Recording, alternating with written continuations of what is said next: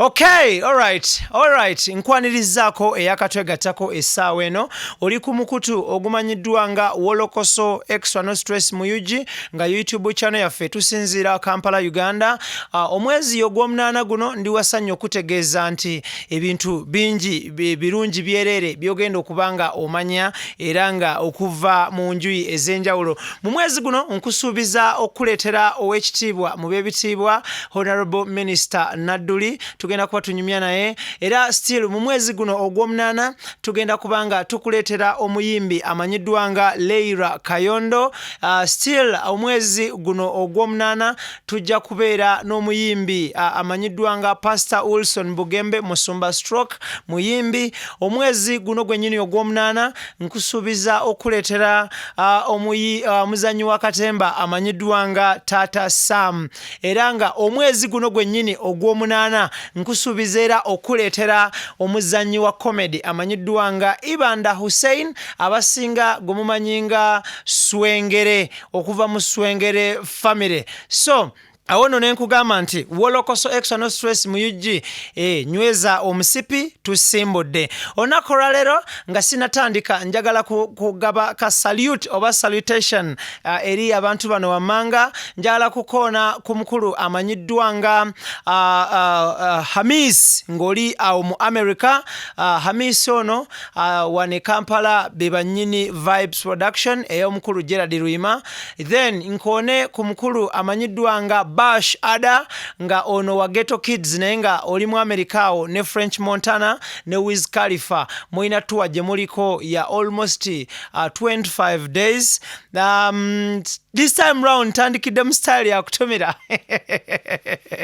naye ng'olwaleero tugenda kuba tutunulira ennyumba y'omuyimbi the beautiful STABUA NATOORO. So blindirira embeera obeere nga ogenda kubanga ogimanya. Njala koona ku mukyala amanyiddwa nga Stella Nancha owa Star Cutie Awards ezigenda okubumbujja ng'ennaku z'omwezi 26 omwezi ogw'October down there in South Africa. So nkugamba nti lindirira ndi powered by Welly Travel abasangibwa wali ku Laudel Towers okulirana Public Service Commission nga bano bakafulu mu kutwala abantu okola hijja ne umra. So be bampoweringa aba Welly Travel era nga wano wengambira MD Welly Travel assalamu alaikum Mr. Abdullahi assalamu alaikum nkwagala nnyo mukama wange. Still era nga tuvuddeyo eyo katika nkutwale ku mboozi y'olunaku olwaleero tugenda kuba tutunuulira ennyumba y'omukyala amanyiddwa nga the beautiful STABUA NATOORO enzaalwa ye Rakai era nga olunaku olwaleero ndi wasanya okutegeeza nti embeera y'abakyala okuzimba amayumba oba okwetongola ne bakola amaka gaabwe buli olukya erinnya enkandaggo era nga gye buvuddeko previously nze nkulaga ennyumba z'abayimbi ab'enjawulo abakyala basically nasooka nenkulaga ennyumba y'omuyimbi amanyiddwa nga Shiba Karungi nenvaawo nenkutwala ku nnyumba y'omuyimbi amanyiddwa nga Rema Namakula bitundu bye Namugongo awo nenkujjayo nenkutwala ku apartments z'omuyimbi amanyiddwa nga Irene Namatovu ezisangibwa mu bitundu by'e Bunnamuwaya n'abalala bangi nnyo tukyaleeta ebintu byabwe era nga kino tukikola mu mutima mulungi okusobola okulaga omuntu ali eyo nti kisoboka. It is never too late. If you can, I can. If you can, I can. All of us can. Fenna kisoboka. Waliwo yagamba nti she did it, I can did it, let's did it. So yembeera eyo naye ng'olunaku olwaleero basically tutunulira ennyumba y'omukyala STABUA NATOORO. Omuyimbi ono y'omu ku bayimbi abayimba music asanyusa abato abakulu abavubuka abakadde nga kwotadde ne bamusaayi muto era nga olunaku olwaleero STABUA NATOORO tugenda kuba tukwanjululiza ennyumba ye esangibwawa ezitowa bunene ki atudde ku ttaka lyenkanawo obunene. Nyumba eno yagizimbira bbanga ki agitaddemu ssente mmeka yabisenge bimeka n'ebintu ebigwa mu kkowe eryo. Kati nnyo ku STABUA NATOORO omukyala nzaalwa ye Rakai era nga yatandikira Rakai eyo okuyimba wabula ne bitatambula bulungi n'ajja e Kampala n'atandika yakwatibwako abantu ab'enjawulo mu kututumula ekitone kye eky'okuyimba era nga STABUA y'omu ku bakyala mu ggwanga Uganda abasinga okuyimba emikolo okuli embaga n'okwanjula era nga kino ekifo mu kuvuganya kuno avuganya nnyo n'omuyimbi amanyiddwa nga Rema Namakula n'avuganya n'omuyimbi amanyiddwa nga Maureen Nantume, Irene Namatovu, Stacia Mayanja Hajat, Catherine Kusasira. Bano be bakyala abasinga okuyimba emikolo mu ggwanga Uganda era nga bano bonna yali abasinga ebiseera ebiyiseeko gye buvuddeko awo emabega yali omukyala amanyiddwa nga Helena Nanjego Nakamuko nga bomanyi nti at the end of the day buli lw'oyambuka ekiddirira kuba kukka era nga olunaku olwaleero tutunuulira ennyumba ya Hajati STABUA Natooro, the beautiful STABUA Natooro. Ennyumba eno eyogerwako esangibwa Ndejje Zanta era nga esangibwa mu zone emanyiddwa nga Mirimu zone. Ennyumba eno Ndejje wano owetera wali ku batabata n'okwata ekyettaka ekyo n'odda ku kakolansi akapya n'okavugira ddala paka ku National Water mu bitundu by'Endejje awo nno n'okwata ku kidda ku ggombolola erimanyiddwa nga Makindye Bagabo w'otuuka awo oba otuuse bulungi nnyo. Then nga tuvuddeyo eyo tutunuulire ettaka ennyumba eno kwetudde. Ettaka ennyumba eno kwetudde etudde ku fuuti 100 ku 150. Omukyalo yasooka n'agula fuuti 10 ku 10, then oluvannyuma n'agaziwa emabega n'agulayo era 5 ku 5. Bw'otunuulira ettaka lino bw'oba olitunuulidde valu yaalyo we litudde wano wamukositinze wonna obukadde ali mu bukadde 85. Bujja butya obukadde 85 buno nti yasooka n'agula 10 ku 10. 10 ku 10 ku 5 standard plot egulwa $1,500,000. Bw'okubyamu omuntu aguze 10 ku 10 omanya nti sente zeekubyamu ne zeeyongeramukko. So bwe tutunuulira ennyumba eno weetudde etudde ku 10 ku 15 era ng'alina enteekateeka ezigaziwa emabega wali yeeyongereyokko. Ndejje ono olunaku olwaleero afuuka wa bbeeyi buli olukya olw'ensonga ziringa 2-3. Ensonga esookera ddala access to Entebbe Road. Ploti z'oku Ntebbe Road zonna not necessarily ku luguudo kwennyini ku kolansi naye buli lwo branchinga off n'oddako munda ne bw'oba ogenze kilomita namba okuva ku luguudo ploti zino zisigala za bbeeyi nnyo. Omuntu ayinza okwebuuza ekibuuzo n'agamba nti wano ettaka eryogerwako omukyalo ono yaligula mwaka ki? STABUA yagula ettaka lino mu mwaka gwa 2012 era yanga yasasula installments zaali 2. Ettaka lino atudde ku kyapa yakyapa era bwe yamala okusasula installment yasemberayo ddala ne bakola transfers n'amaliriza nga afunye ekyapa kye. Atandika atya okuzimba because omuntu yenna bw'amala okugula ettaka ekiba kiddirira ettaka ng'eryo ly'oba oguze mu kibuga teribeera lyakulimirako because awo tebalimirawo waba wakuzimba. Yatandika okuzimba mu mwaka gwa 2014 era nga wano yatandika mpola n'akuba omusingi n'azimba wabula okusinziira ku foreman oba misitiri eyakolera ku mukyalo ono ebintu bwe mbadde ennyumyamukko naye n'aŋŋamba nti alina we yatuuka n'asikattiramuko ennyumba n'esikattira bwe yali etuuse ku ring beam ne mbuuza obuzibu bwavaawa n'aŋŋamba nti yatandika okuzimbira taata we mu kyalo Rakai. Kati wano n'akwata akasente n'akasiba wano n'akateeka eri amalirize ennyumba. Era nga STABUA olunaku olwaleero oyinza okwebuuza nti azimba atya ennyumba eno. Tujja kutunuulira music gw'ayimba, tutunuulire emikolo gy'ayimba, tutunuulire sente z'ayimbira, tutunuulire bw'oba okubizaamu afuna atya sente zino okutuuka ku bintu bino. Naye nga bye tugenda bitunuulira mu maaso awo tujja kutunuulira kika kya music gy'ayimba n'engeri gy'afunamu sente zimusobozesa okubanga akola ebintu bino. Bwe tuvaayo eyo tutunuulire ennyumba yo ng'ennyumba.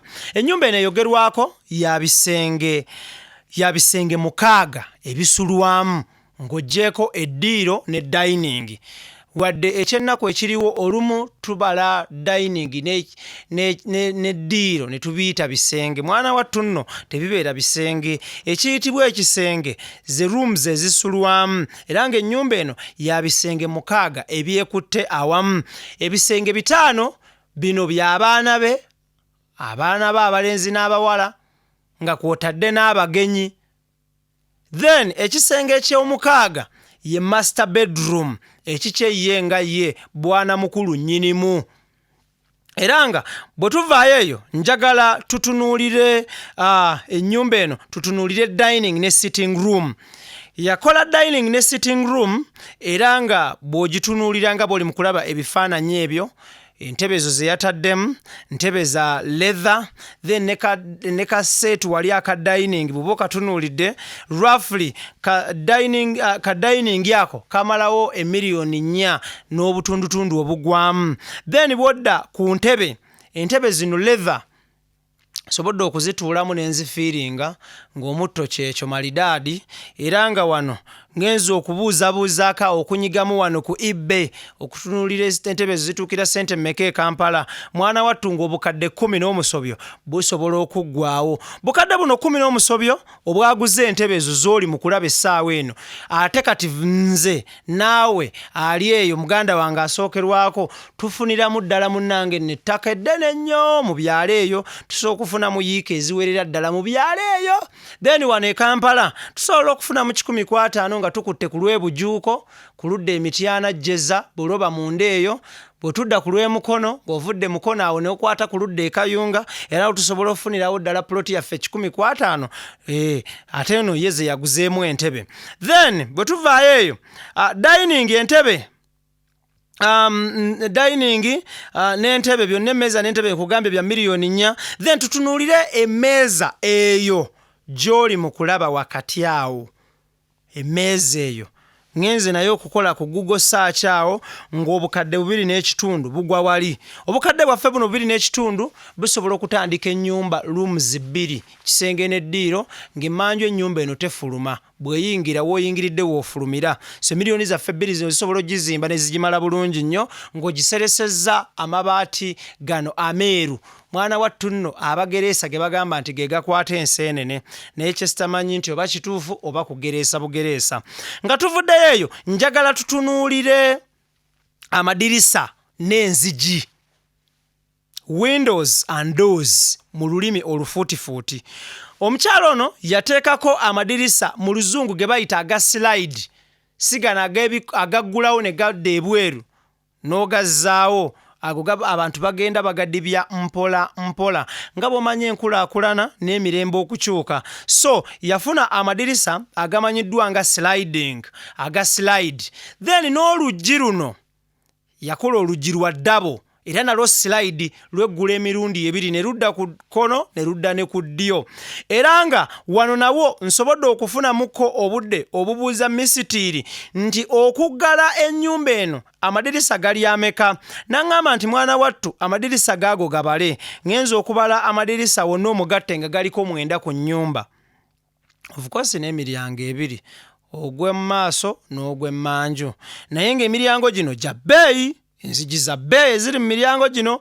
Then bw'otunuulira enzigi zino n'amadirisa wonna okuggala ennyumba ebweru kwamalawo $1,015,000 ezeekutte ekitole. $715,000 Mvubuka ayagala okuvuga emmotoka so okufunamu emmotoka namu bulungi nnyo ng'era eri ku nnamba empyapyamuko, n'ovuga n'ojoga ku kyalo atasobodde kuvuga mmotoka mu $15,000 zino ezaggala ennyumba ya STABUA, osobola okugulamu ettaka nga liggumidde nno mwana wattu, nga liggumidde nno nga n'ekyapa okiyina mu ngalo.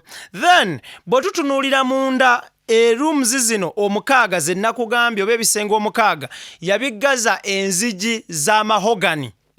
Enzigi za mahogany zino buli omu azitunda ebbeeyi ye, naye ng'oluggi olusookerwako olwa mahogany terukka wansi wa $50,000.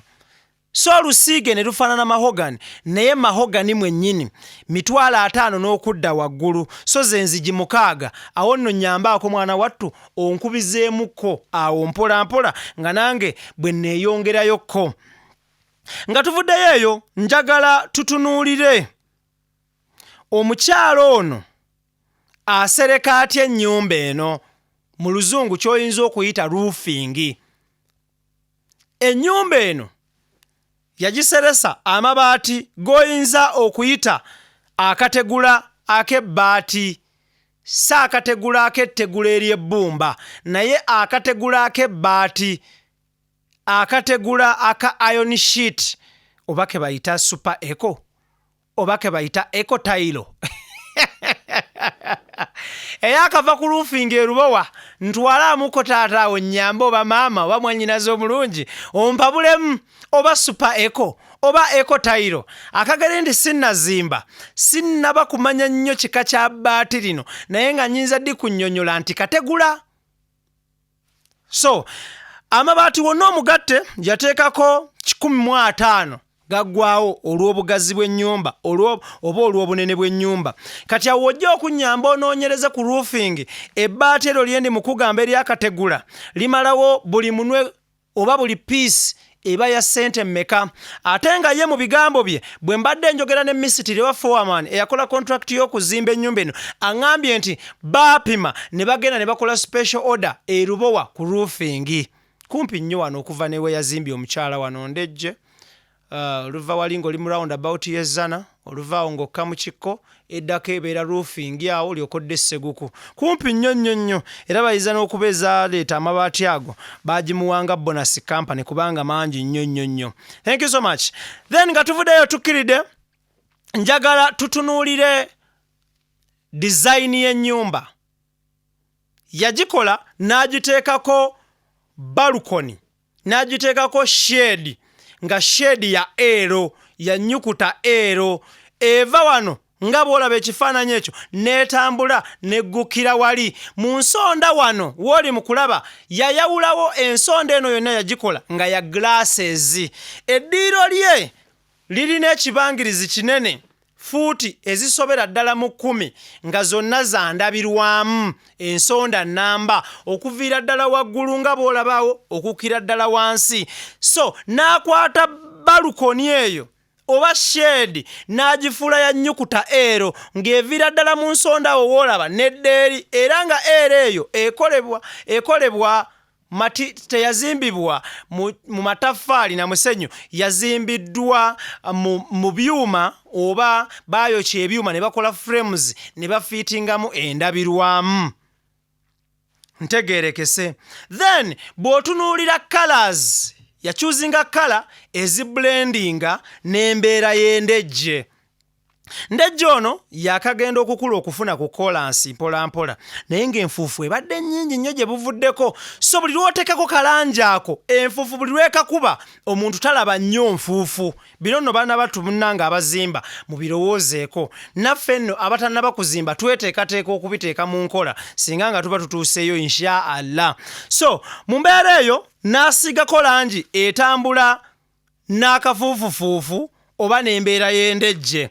Bwe tuba tuvuddeyo eyo, ennyumba eno yonna omugatte bw'oba ogitunuulidde, nayogedde ne misitiri ne mubuuza ki ekikyabulako, n'aŋŋamba amataala twagala okugenda awo mu kiyembe tugule amataala nga ga bbeeyi, twasoosezaamu ago tusobole okulaba nga omuyimbi afuna weegeko oluba, naye ng'amataala gaakuggyibwamu.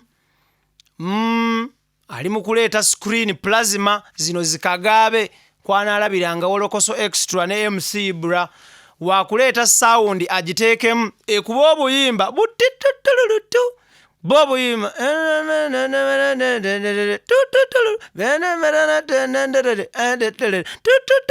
nga bw'omanyi mu ddoboozi lye n'ennyimba ye.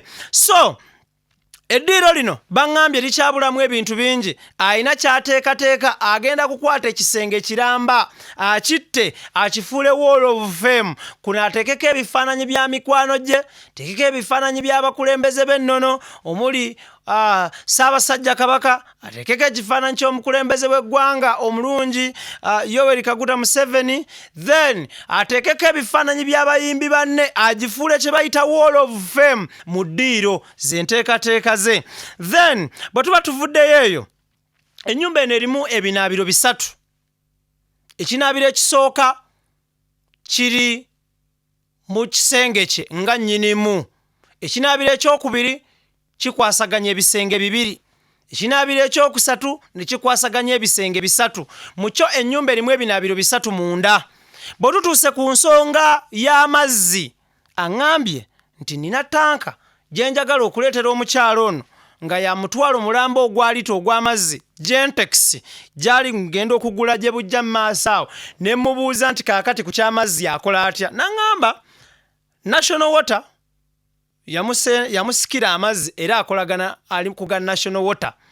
Then omuti gw'amasannyalaze mweguli mu compound mu Lujja era nga afuna amasannyalaze g'ekika kya umeme gano agafubutuka ejjinja mu mugga Kiyira. Guno gugendera ddala paka Misiri ne guyita awo e Sudan ne gukkirira e Misiri ne guyiweeyo amazzi era nga afuna amasannyalaze aga hydroelectricity power. Bwe mubuuziza nti bwe gaba gagenze n'agamba bayinayo solar panels waggulu eyo bagira bwe bati ne badda ku masannyalaze g'enjuba. Awo nno ne mbagamba nti kati mmwe muli ku lugendo olunyumirwa n'okweyagala.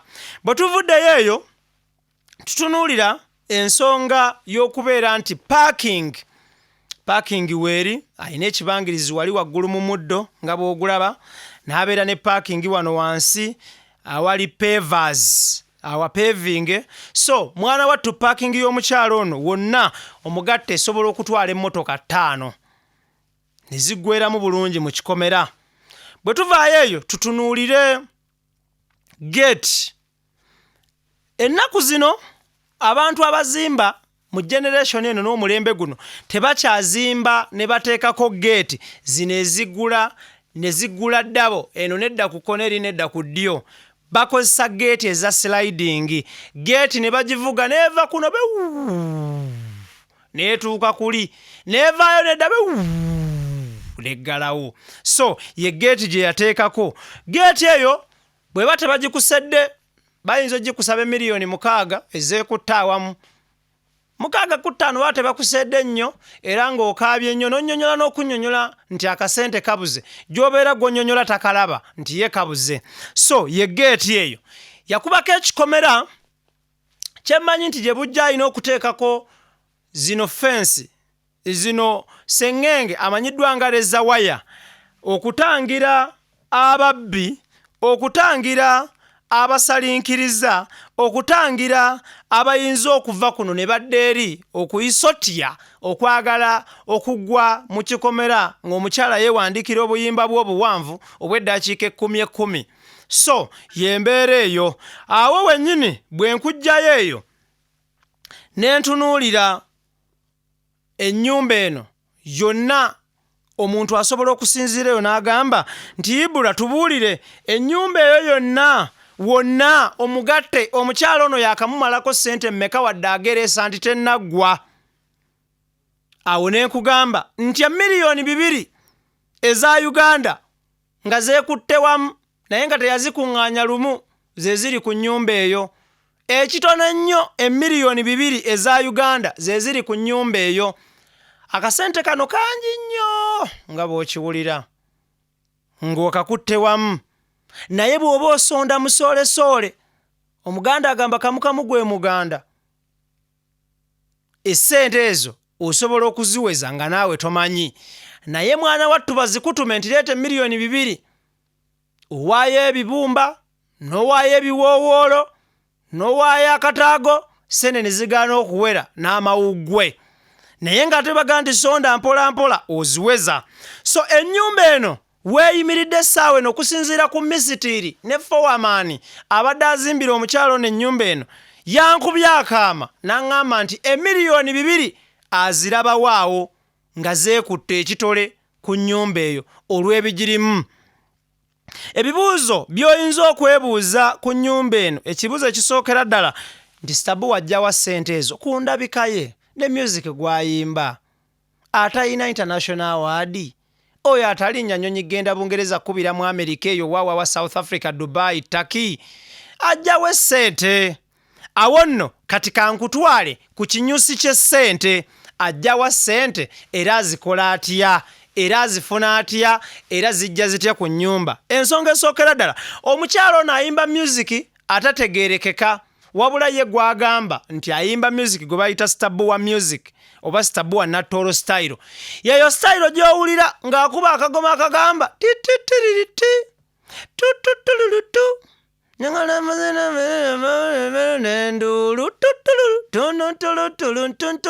so ngezezzaako bugeza mbuye nti ongezezzaako bugeza. So omukyalo ono oluyimba lwe olusembayo okubeera olumpi ennyo lwa ddakiika 6 nali nyumyako ne producer recording omukyalo ono bamuyita David Emasajja kundi kutamadda n'aŋŋamba nti oyo recording eddakiika 4 ne tuzitema ne ziddamu 3 ne tuzitema ne ziddamu 2 bwe zituukamu 2 n'agamba luleke ne tumubuuza ani anaaluwuliriza nti nnyamba buyambi ebigambo byange maama bannange nnyamba ebigambo byange tolusala nnyamba bambi. Ne bamugamba nti maama abaasembayo okuyimba ennyimba empanvu yali omugenzi Prince Paul Job Kafeero the Legend era nga yayimba Kampala mu kooti wa ddakiika 14 n'omusobyo, n'ayimba Lusiya wa ddakiika 14 n'omusobyo, n'ayimba Walumbe Zaya wa ddakiika 9 n'omusobyo. N'amugamba nti naye munnange kati omulembe guno ennyimba olunene nnyo oluwanvu lubeera lwa ddakiika 5 oluwanvu ennyo era ng'ennyimba z'omukyalo ono bwe zigenderedde eddakiika 67 era alumwa nnyo nga basala ennyimba ze. STABUA NATOORO y'omu ku bayimbi abayimbira abantu bonna okuviira ddala ku baana bato, abavubuka, abakulukulu n'abazzeeyi n'abakootakoota. Bonna bano buli awulira oluyimba lwe nti oli wa mukisa alonda dola nga teyeezinze ng'endulu ekuba. Buli awulira oluyimba lwe nti abafumbo tujja kwekalakasa tubakuba amabeere mu bifuba ne mu maaso adda eri n'agamba nti kyekyo. So mu mbeera eno music w'omukyalo ono akola ssente, si mu music wa vako, si music wa swaga. Omukyalo ono ayogerwako si mukyala muli wa masappe. Ebbaala emanyiddwa nga guvuna oba gavana ey'oweekitiibwa Charlie Lubega yaakagigeendamu omulundi gumu bukyanga ebbaala eno etandikibwawo era okuva ku olwo tagiddangamu mbu ebintu byamuwogganira ne bimuyisa bubi. STABUA NATOORO nayogerwako tutunuulire her main source of income. Afuna atya ssente era azifuna ddi era afuna ssente mmeka? STABUA NATOORO ayimba emikolo. Emikolo gino tutegeeza embaga n'okwanjula. Embaga n'okwanjula omukyalo ono abiyimba okuviira ddala olunaku olw'okuna, olw'okutaano, olw'omukaaga nga kw'otaddeko n'olwa Sabbaatu oba Sande ky'oyinza okwagala okukiyita. Mu bigambo bye bwe nali nyumyako naye n'aŋŋamba nti bw'eba sizoni ya mikolo asobola okuyimba okuva Mande paka Sande. Ekyokulabirako omwezi ogw'Okuminoogumu ne Desemba abantu beewasa nnyo, abantu bafumbirwa nnyo, abantu baganza nnyo, abantu baganzibwa nnyo. Mukyo nti economic activity ebeera marriage and introduction. So bw'ebeera sizoni November ne Desemba ayimba ewiiki nnamba tekubaako lunaku nti lwakubiri oba lwakusatu. Awo bwe tuvuddeyo ne tutunuulira ne mubuuza ebivvulu bino shows ebyebikaali ne concert, n'aŋŋamba nti concert n'akayimba concert ntono nnyo mu bulamu bwange obwa music era essente ziva mu concert sizenyimirirako ennyo ziba ntono nnyo kubanga concert okulanga kungi n'okumanyisa abantu ky'ogenda okubayimbira, okusasula ebifo, okusasula abanaakuba ebivuga, okusasula obulango ku TV radio ne mu mpapula z'amawulire. N'aŋŋamba naye emikolo teri alanga mukolo kubanga omukolo okugujjako tebasasula. Teri akubira mukolo kalango, teri agamba nti omukolo gubereka abakubi b'ebivuga okujjako egyaba abatono ennyo abalinamu essente. STABUA NATOORO ono omukolo gw'e Kampala aguyimbira $3 ezeekutte awamu. Omikolo gino kwe kuli embaga n'okwanjula nti anaabeera n'okwanjula n'agamba nti STABUA yanaafulumya omugole $3 nga zidda wali ku mabbali ziva mu zizo nga zifuuka ezize. Anaabeera n'embaga nti embaga eriwa nti eri ku Serena, eri ku Sheraton, eri ku Papa's Makindye oba egenda kubeera ku Africana oba okubeera mu Uma showground munda eyo muhumawolo nga bagamba nti miliyoni 3 ezekutte ekitole. Awo nno ne kitegeeza nti Stabua bw'aba ayimba weekend n'ayimba okwanjula ku Lwokutaano, olw'eggulo n'ayimba embaga 2 oba embaga emu ze miliyoni 6 Olwokutaano, Olwomukaaga n'ayimba okwanjula emisana, olw'eggulo n'ayimba embaga ze miliyoni meka nazo 6 ze miliyoni 12. Ku Sande bw'abaayo okwanjula emisana, olw'eggulo n'wabaayo embaga ze miliyoni ze 6. Gattako ku miliyoni 12 wali ofuna meka nkikulekedde ku byamu awo ogenda okufundikira bwoti 12 n'omukaaga ng'ofunye 8 awo ze miliyoni ze 18 mu nnaku 3. Ezo si sizoni, naye bw'eba sizoni ng'ayimba okuva Monday paka Sunday ze sente meka ku byamu awo. Naye nga nkujjukiza bwe nabadde ntandika emboozi yaffe eno nakugambye nti ono ye mukyala omu ku bakyala abasinga okuyimba emikolo mu ggwanga Uganda. Ekyokulabirako, teekako Butesi TV yo olabe programs ez'emikolo, oba genda ku mikolo okwanjula n'embaga olabe wano wojja okukolera analysis omanye nti kyenjogerako kituufu naawe okiraba. STABUA NATOORO ono asinze kufuna kasente mu kuyimba mikolo na mbaga mwasobodde okujja essente ezizimbye ennyumba eno. Era ng'omukyala mu nnyumba eno mwe muli abaana be, kubanga ye ne bbaawe tebakyali makambugu. Bano baayawukana nga bakigwo, baayawukana nga gundi eri gy'otegedde, era balinga boolaba ffe abantu nti ssaawa ya Queen tulaba ndabe, wabula tetumanya ateekamu kanda. Ffe tukeera ku makya ne tuyitawo ne tubala nti ziizo 2 ez'okumakya, ziizo 5 ez'olweggulo ez'ekiro, ne tetumanya ateekamu kanda. Mukyo kyentegeeza nti ye n'omwami we taata w'abaana be beeraba bwerabi. Beeraba bwerabi, balinga nsozi na bibira nti tebirisisinkana, baayawukana. Era wano n'asalawo akuze abaana be STABUA NATOORO ono. STABUA NATOORO yeegasse ku lubu lw'abakyala abeezimbidde amayumba, era nga kati balandiredi balamba, beesuza, beggulira ne beggalira, tebakyali bino byangalo bunani kulindirira basajja babakolerere.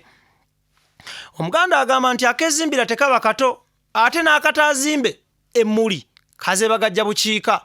Era Omuganda akongererako n'akugamba nti ataalukutambulire entanda akusibirira y'amenvu.